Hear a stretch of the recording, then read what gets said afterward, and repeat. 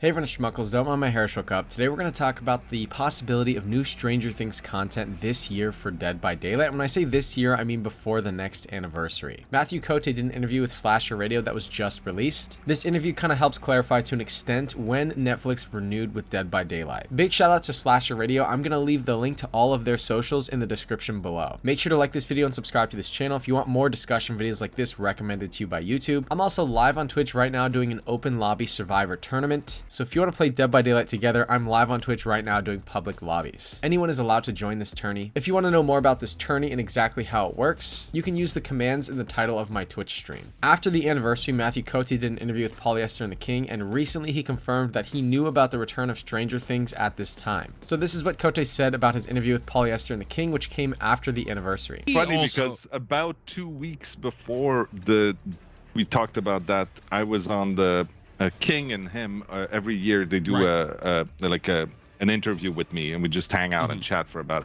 And they of course asked about Stranger Things, and of course I knew, but I had to continue to be as vague and non-committal as usual, and it was super funny, especially when we talked a little later and everything was revealed. Yeah.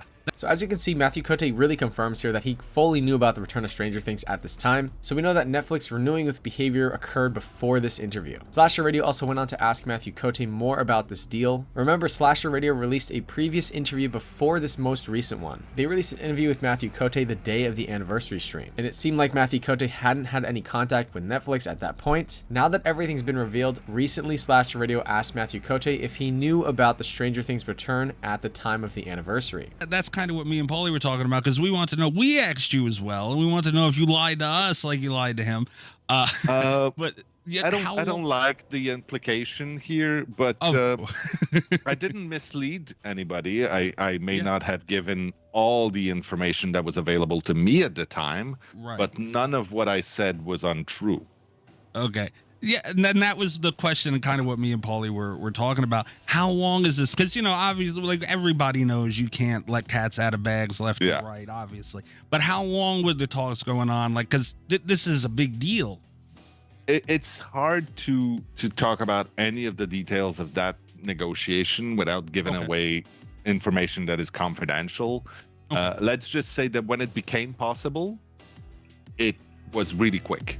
Couple things I want to say about what Mathieu Cote said here. Firstly, there's absolutely nothing wrong with Mathieu Cote not saying anything about Stranger Things, even if he knew about it. Even if he's slightly being dishonest in the interviews, he is literally not allowed to reveal that information. Him revealing anything that he knows before it's public information would definitely be violating an NDA. It could even possibly damage Behaviour's relationship with Netflix if he revealed any information. So personally, I'm a-okay with Mathieu Cote denying any involvement with license holders. Even if Behaviour is talking to a license holder, I still don't find this to be dishonest. And when I say dishonest, I just mean that I don't see Cote in a negative light because of this. By denying involvement with license holders, even if they are talking to license holders, he is simply doing what is best for this game. Cote's response to this question was kind of dodging a direct answer. To me, this heavily suggests that Mathieu Cote and Behaviour had some idea of the return of Stranger Things around the time of the anniversary. This is a timeline that sort of checks out with the Netflix Fortnite collaboration as well. So now this would sort of call into question if we have more Stranger Things content coming during this Dead by Daylight year. If Behaviour was already in talks with Netflix before the anniversary stream, that means that any of these chapters on this roadmap could potentially be Stranger Things chapters. So definitely take this with a grain of salt, because nobody knows for sure if there's new Stranger Things content coming this Dead by Daylight year. Cote here suggesting that Netflix and Behaviour were in talks before the anniversary stream could absolutely suggest that the next Survivor paragraph could be a Stranger Things character. We talked about the chapter 30.5 11 theory in a recent video, and it seems like there's more and more facts that are kind of validating this theory.